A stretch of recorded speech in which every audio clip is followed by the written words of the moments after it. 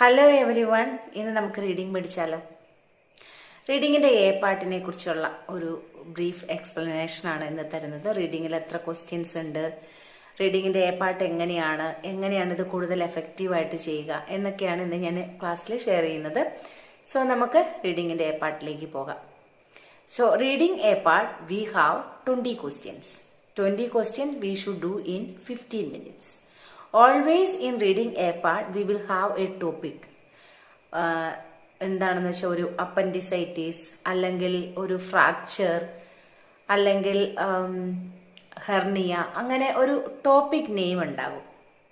അപ്പോൾ ആ topic നെയിമിനെ base ചെയ്തിട്ടുള്ള ഒരു 4 paragraphs will be there. For example, text A, text B, text C, text D എന്നിങ്ങനെ 4 paragraphs ഉണ്ടാകും. അപ്പോൾ ആ 4 paragraphsൽ നിങ്ങളുടെ കൂടി ഒരു 20 questions ആണ് നമ്മളോട് അവർ ചോദിക്കുന്നത്. ഈ 20 questions നമ്മളത് 15 മിനിറ്റിൽ ചെയ്ത് തീർക്കുകയും വേണം. ഇതാണ് നമ്മുടെ എക്സാം റൂൾ. സോ നമുക്ക് എ പാർട്ട് കയ്യിൽ കിട്ടുമ്പോൾ എപ്പോഴും നമ്മൾ ആ ഒരു ഞാൻ പറഞ്ഞൊരു ടോപ്പിക് നെയിം എന്താണെന്നുള്ളത് നോക്കണം. ആ ടോപ്പിക്കിനെ ബേസ് ചെയ്തിട്ടുള്ള കുറച്ച് ക്വസ്റ്റ്യൻസ്, കുറച്ച് പാരഗ്രാഫ്, ഒരു 4 paragraph ആയിരിക്കും നമുക്ക് അവർ എക്സ്പ്ലെയിൻ ചെയ്ത് text A, text B, text C, text D എന്നിങ്ങനെ 4 paragraph ഒക്കെ ഇട്ട് നമുക്ക് തരുന്നത്. അങ്ങനെ നമുക്ക് തന്നു കഴിയുമ്പോൾ നമ്മൾ ആദ്യം തന്നെ ചെയ്യേണ്ടത്, നമുക്ക് whenever we receive the material, നമ്മൾ എപ്പോഴും ഓടി ക്വസ്റ്റ്യനകത്തേക്ക് പോകരുത്. ബിയും സിയും ഒക്കെ നമ്മൾ അങ്ങനെയാണ്, ആദ്യമേ ക്വസ്റ്റ്യൻ ആണ് വായിച്ചു നോക്കുന്നത്. സോ നമ്മൾ എ പാർട്ടിൽ, റീഡിംഗ് എ പാർട്ടിൽ നമ്മൾ അങ്ങനെ ആദ്യം ക്വസ്റ്റ്യനിലേക്ക് പോകരുത്. ഇൻസ്റ്റെഡ് ഓഫ് ദാറ്റ് നമ്മൾ ആദ്യം തന്നെ നമ്മുടെ മെറ്റീരിയലിന്റെ നെയിം ഒന്ന് വായിക്കുക. ഫോർ എക്സാമ്പിൾ, ഇപ്പോൾ ഫ്രാക്ചർ ആണെന്ന് വിചാരിക്കുക, അല്ലെങ്കിൽ ഒപ്പോർഡ് ഡിപ്പെൻഡൻസ് ആണ്. ഇതൊക്കെ നമ്മൾ റെഗുലർ നമ്മൾ ചെയ്യുന്നതാണ് അല്ലേ, നമുക്ക് മെറ്റീരിയൽ ഉള്ളതാണ്, നമ്മൾ ചെയ്യുന്നതാണ്. അപ്പോൾ അങ്ങനെ ആ ഒരു മെറ്റീരിയൽ നമ്മൾ ജസ്റ്റ് ഒന്ന് വായിച്ചു നോക്കുക. വായിച്ചു നോക്കിയതിന് ശേഷം നമുക്ക് ഐഡിയ കിട്ടി നമ്മുടെ മെറ്റീരിയലിന്റെ നെയിം ഇന്നതാണ്. നമ്മൾ ഡയറക്റ്റ് ക്വസ്റ്റ്യനിലേക്ക് പോകരുത്. നമുക്ക് 4 paragraphs ഉണ്ട്, നമ്മളെ ഒരു 4 paragraphs നമ്മളെ വെയിറ്റ് ചെയ്യുന്നുണ്ട്. അത് text A, text B, text C, text D എന്നിങ്ങനെ 4 paragraphs ആണ്. അപ്പോൾ നമുക്കുള്ളത് 15 മിനിറ്റ് ആണ്. In that 15 minutes you should take 2 minutes. More than 2 minutes you can take, no problem. But at least 2 minutes you should spend for each paragraph. Minimum 30 seconds for a paragraph before you moving to the questions 1 to 20. എന്തിനാണെന്ന് വെച്ച് കഴിഞ്ഞാൽ, നമുക്ക് first of all we should have an idea regarding each paragraph. What is in A part? Text A. What is in B part? Text B. What is in C part? Text C. So we should have an idea before we move to the questions.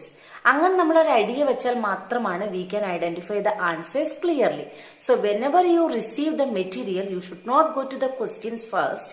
You should read the paragraphs carefully, each paragraph.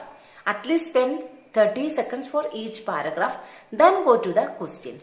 You should have an idea regarding each paragraph, what they have explained. Then go to the questions.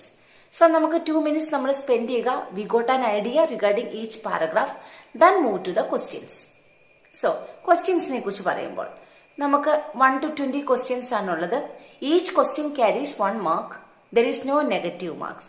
So if you don't know the answer of that particular question, at least you should try to answer എന്തെങ്കിലും ഒരു answer അതിന് related ആയിട്ടുള്ളത് എഴുതി വെക്കുക. ഇനി നമുക്ക് 1 to 20 കുറിച്ച് ഒന്ന് എക്സ്പ്ലെയിൻ ചെയ്യാം. 1 to 20 again we can see that in 3 portions, like 1 to 7, 8 to 14, 15 to 20 എന്നിങ്ങനെ 3 സെക്ഷൻ ആയിട്ടാണ് അവർ കൊടുത്തിരിക്കുന്നത്. സോ 1 to 7 എന്താണ്? 1 to 7 ഇതൊരു 1 word ആൻസർ ആണ് നമ്മൾ എഴുതേണ്ടത്. That means you know ABCD. ABCD. What it means? If the first question, you read the first question, then if the answer, you should try for in which paragraph the answer is there. അപ്പോ ഏത് പാരഗ്രാഫിലാണ് നമ്മുടെ answer എന്നുള്ളതാണ് നമ്മൾ അവിടെ എഴുതേണ്ടത്. ഒന്നാമത്തെ question വായിച്ചു, if the answer is there in part D, so you should write only D, capital letter D. It's not small letter D, it's capital letter D. You can write capital letter D. So അങ്ങനെയാണ് അത്. അടുത്ത next question, second question. Read second question carefully, and if you find that the second question is explained in part B. So you can choose B as an answer. So ഇതങ്ങനെയാണ് 1 to 7 ABCD. Choose ABCD. Okay. So next one. Paragraph 8 to 14. 8 to 14, it always a one-word answer. It always will be a one-word answer. So one-word answer means either it will be a number or it will be an answer. So നമുക്ക് ഒരു answer choose ചെയ്യാം അതിനകത്ത്. ഇപ്പൊ read 8 question and if your answer is in part C or part D, whatever it is, you choose the word. You choose the word. And the filling the blanks will be there. For writing the answer, fill in the blanks ഉണ്ടാവും. അവിടെ നമ്മുടെ answer എഴുതി വെക്കുക. So ninth question. Ninth question, before moving to the ninth question, after reading the ninth question, we should have an idea, okay, in which paragraph the answer will be located. അങ്ങനെ ഒരു idea നമുക്ക് വേണം. അതിന് വേണ്ടിയിട്ടാണ് I already told you, you should take 2 minutes and read each of the paragraphs. So ഇത് ഈസിയാണ്. നമ്മൾ അങ്ങനെ ചെയ്തു കഴിഞ്ഞാൽ നമ്മൾക്ക് ആ ക്വസ്റ്റ്യൻ വായിച്ചിട്ട് ഡയറക്ട്ലി നമുക്ക് വായിക്കുമ്പോൾ തന്നെ നമുക്ക് ആൻസർ ഉള്ള പാരഗ്രാഫിലേക്ക് ഫോക്കസ് ചെയ്ത് വായിക്കാനായിട്ട് പറ്റും. ഇനി അതുപോലെ തന്നെ 10, 11, 12, 13, 14 എന്നിങ്ങനെ 4 പാരഗ്രാഫ്സും നമുക്ക് അതുപോലെ തന്നെ ചെയ്തെടുക്കാം. ഇനി നമുക്കുള്ളത് 15 to 20 ആണ് അടുത്ത section. 15 to 20 also same thing. Okay, same thing. എങ്ങനെയാണോ നമ്മൾ 8 to 14 ചെയ്തത് അതുപോലെ തന്നെയാണ്. A word or will be A number will be the answer. So 15 question വായിക്കുക. ഒന്ന് ഓർത്ത് വെക്കുക, നമ്മൾ 2 മിനിറ്റ് സ്പെൻഡ് ചെയ്ത് വായിച്ചതാണല്ലോ, ഏത് പാരഗ്രാഫിലായിരിക്കും ആൻസർ വരിക എന്നുള്ളത് ഒന്ന് ഓർത്ത് വെക്കുക. സോ നമുക്ക് അതിനെ ബേസ് ചെയ്തിട്ട് നമ്മൾ നേരെ പോവുക, ആൻസർ കണ്ടുപിടിക്കുക. കറക്റ്റ് വേർഡ് ആയിരിക്കണം. അതുപോലെ തന്നെ കോപ്പി പേസ്റ്റ് ചെയ്ത്, ഇപ്പൊ ചില സ്റ്റുഡൻസിന് ആൻസർ അറിയത്തില്ല, കണ്ടുപിടിക്കാൻ പറ്റിയില്ല, സെയിം വേ ആൻസർ അങ്ങോട്ട് കോപ്പി പേസ്റ്റ് ചെയ്തിട്ട് അതുപോലെ തന്നെ എടുത്ത് ആൻസർ എഴുതും. ആ ഒരു സെന്റൻസ് കംപ്ലീറ്റ്ലി എടുത്ത് എഴുതും. അങ്ങനെയല്ല, the particular the appropriate word you should choose, എന്നിട്ട് അവിടെ അത് ആൻസർ ആയിട്ട് എഴുതുക. സോ ഇങ്ങനെയാണ് നമ്മൾ 1 to 20 അങ്ങനെയാണ് നമ്മൾ ചെയ്യുക. ഇനി ഇതിനെക്കുറിച്ചുള്ള കുറച്ച് ടിപ്സ് ആണ് പറഞ്ഞു തരാൻ പോകുന്നത്. whenever you read the paragraphs, you just underline. if you see any definition, symptoms, പിന്നെ ചെറുതായിട്ടുള്ള സബ്ഹെഡിങ്സ് തരും, അത് അണ്ടർലൈൻ ചെയ്യണം. പിന്നെ എന്തെങ്കിലും complications, risk, age, number, percentage, in bracket തരുന്ന കാര്യങ്ങൾ.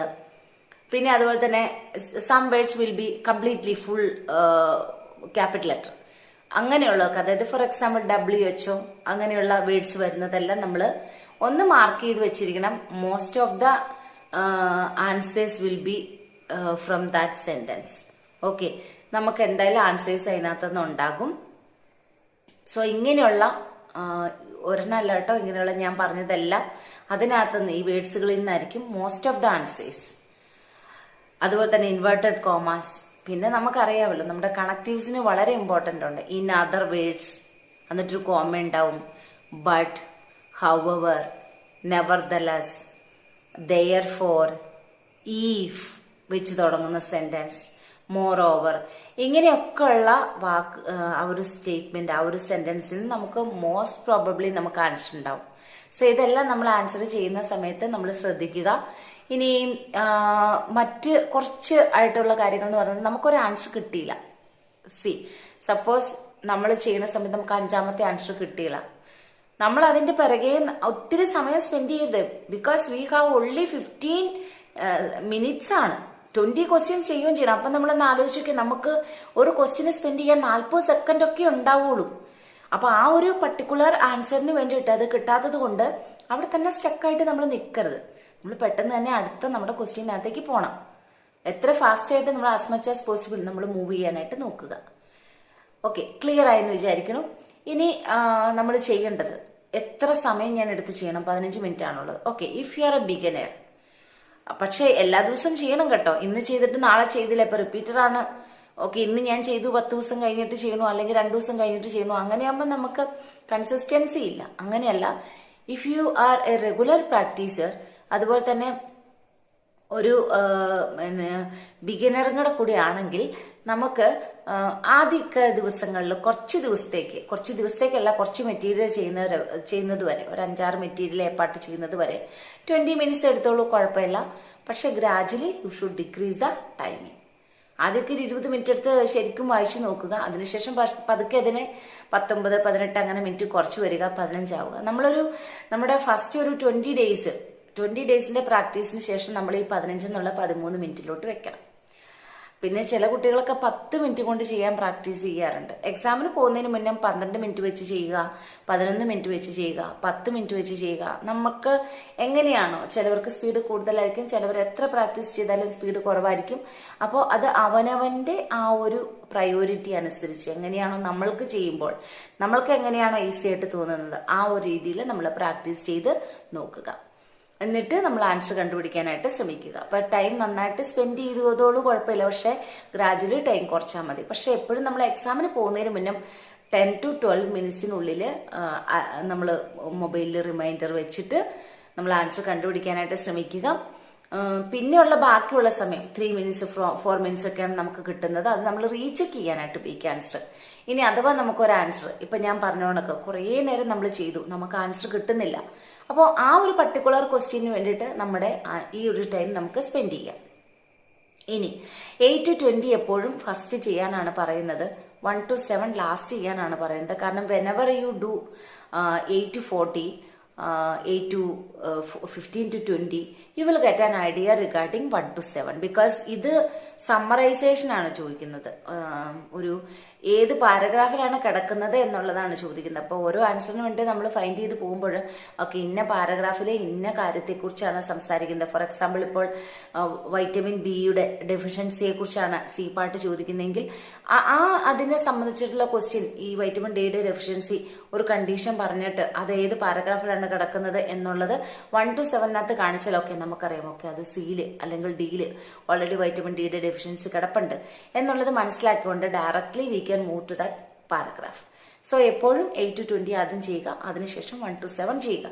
ചില കുട്ടികൾക്ക് അപൂർവം, വളരെ റെയർ ആയിട്ട് അവർ പറഞ്ഞിട്ടുണ്ട് ഞങ്ങൾക്ക് 8 to 20 ആദ്യം ചെയ്തു കഴിഞ്ഞാൽ ടഫാണ്, 1 to 7 ചെയ്തു കഴിഞ്ഞാലാണ് കുറച്ചുകൂടി ഈസി ആയിട്ടുള്ളതെന്ന്. കുഴപ്പമില്ല, നമ്മളാണ് ഡിസൈഡ് ചെയ്തത്. ഇതൊരു റൂൾ മാത്രമാണ്.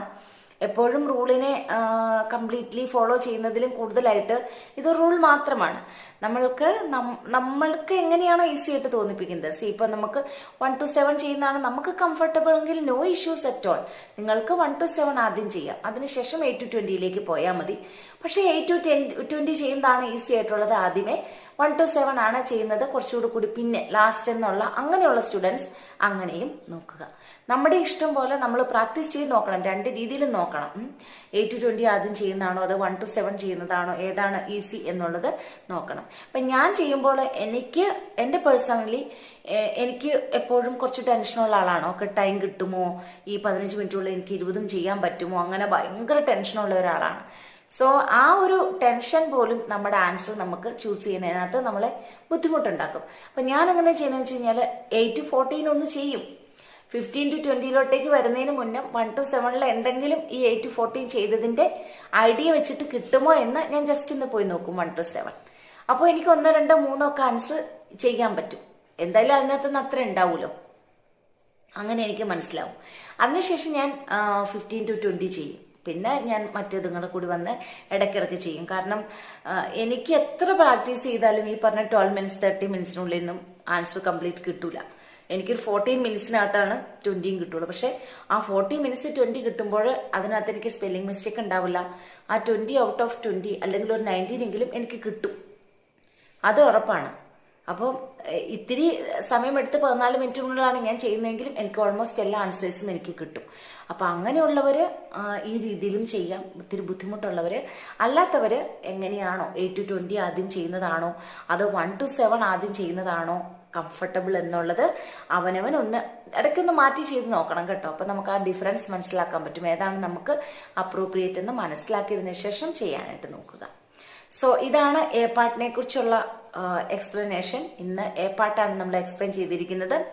അടുത്ത ക്ലാസ്സിൽ നമ്മൾ റീഡിങ്ങിന്റെ ബി പാർട്ട് ഒന്നൊന്നായിട്ട് ഞാൻ എക്സ്പ്ലെയിൻ ചെയ്യുവാണ്. കാരണം പഠിപ്പിച്ചു പോകുന്ന കുട്ടികൾ തന്നെ ഓറിയന്റേഷൻ ക്ലാസ് ഒന്ന് കൊടുത്താലും മറന്നു പോകുന്നുണ്ട്. സോ ഞാൻ ഓർത്തു ഓക്കെ ഒരു വീഡിയോ ആയി ചെയ്തു വെച്ചിട്ടുണ്ടെങ്കിൽ ഇനിയാണേലും കുട്ടികൾ വരുമ്പോൾ നമുക്ക് ഷെയർ ചെയ്ത് കൊടുത്താൽ മതിയല്ലോ. സോ നെക്സ്റ്റ് ഡേ ബി പാർട്ടിനെ കുറിച്ച് എക്സ്പ്ലെയിൻ ചെയ്യുന്നതായിരിക്കും. നിങ്ങൾക്ക് ഇപ്പം എ പാർട്ട് മനസ്സിലായിട്ടുണ്ടാവുമെന്ന് വിചാരിക്കുന്നു. നാളെ നെക്സ്റ്റ് വീഡിയോയിൽ കാണാം. Thank you so much.